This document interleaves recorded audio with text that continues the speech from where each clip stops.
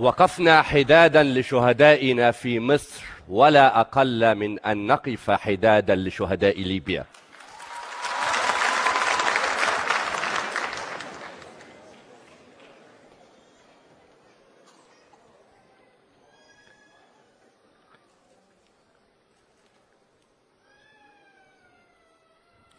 شكرا.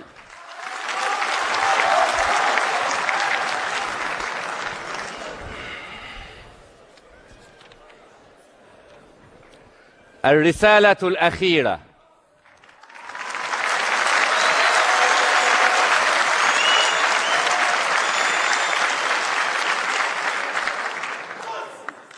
الوقت يمضي والحياة تسارع، فاظفر بعمرك إنه لا يرجع.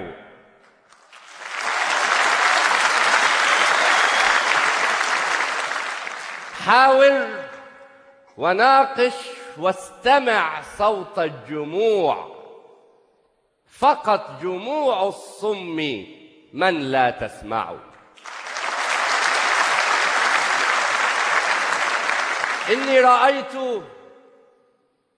إني رأيت بمصر نهر محبة، ما كان من دون الحوار سينبع.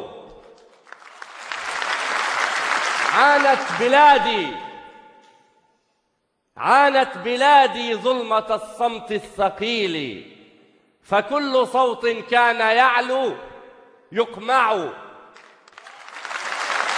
كل صوت كان يعلو يقمع، حتى أتاها صوت جيل يناير، فغدت تلملم حسنها وتجمع.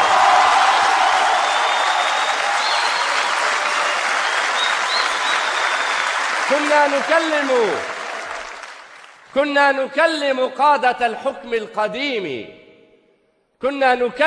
قادة الحكم القديم، فما استجابوا للكلام وما وعوا.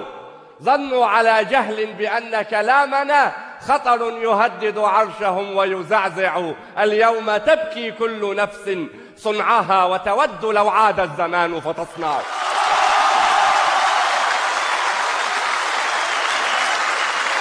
يا من يحبون العروبة أنصتوا وتحاوروا وتناقشوا وتشجعوا. أنتم ملوك فخمت درجاتكم، وشعوبكم أيضا تصان وترفع.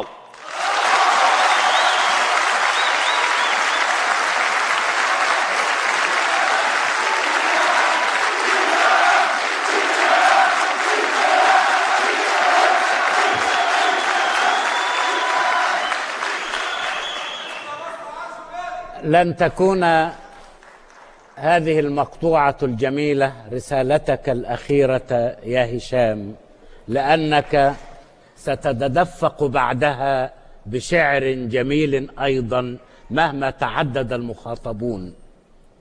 رأيت نهر المحبة يفيض في مصر وتجسد في الحوار الذي حل محل الصمت الثقيل، وصورت ثورة شعبك بشكل جميل. ما زالت وردة الشعر تنبت بين أصابعك، فاروها من ماء قلبك، وموفق يا هشام.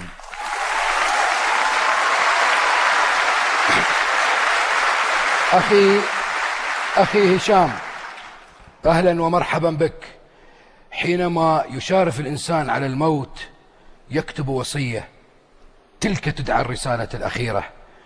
إن الشعر والشاعر يجب أن يستمر في رسائله، ويجب أن لا يدعي بأن هناك رسالة أخيرة. إن الرسالة الأخيرة تكون قبل الموت. تمسك باللغة العربية الفصحى وتغنى بها بعد أن سادت العجمة. إنها لغة تستحق أن نرفع أصواتنا بها، لغة عظيمة قيمة.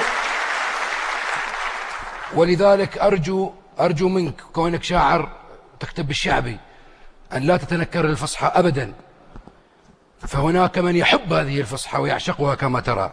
قيمة هذه القصيدة في وثائقيتها. وشعر هشام يرصد الواقع بلغة الناس البسيطة، لهذا تراه يدرأ المجاز عن لغته ليحكي بوضوح يليق بالمؤرخ. يا هشام، كما يقول زياد بن أبيه: لين في غير ضعف وشدة في غير عنف. أتمنى لك أخي الكريم التوفيق. شكرا لك.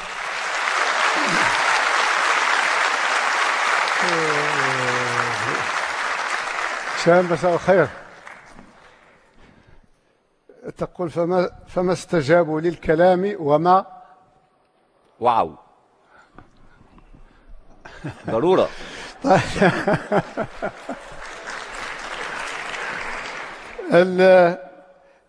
ربما الموضوع نفسه يقتضي من الشعراء عامة وهو التسامح، أنهم يخاطبون الجماهير، يخاطبون الناس بلغة تبتعد عن الشعرية المضببة المكثفة إلا ما ندر منكم. أنا لا أزال عند نصيحتي إن كنت قد وعيتها، وهي أنك نحن نعتز بك، وستكون سفيرا كبيرا للشعر الفصيح، ولكن على أن ابن خلدون يقول: كان الشاعر قبل أن يقول الشعر يحفظ 10,000 بيت وينساه. نعم، جميل. أيوة. لكي لا يقلد أحدا. فإن شاء الله نرجو أن تقرأ فحول الشعراء، لأني أعتقد أنك ستكون شاعرا كبيرا، لأنك ذكي، ولأنك صافي الذهن، ولأنك نقي القريحة، ولا ينقصك إلا أن تكمل الموهبة بالاكتساب، وجماهيريتك بشعر ستقوله كالنور المذاب. شكرا. هشام، والله يا أخي أنت لديك قلب من ذهب. طبعا أنا مع محبتي للدكتور عبد الملك، هو قال ستكون شاعرا كبيرا، أنا برأيي أنت شاعر كبير بحق.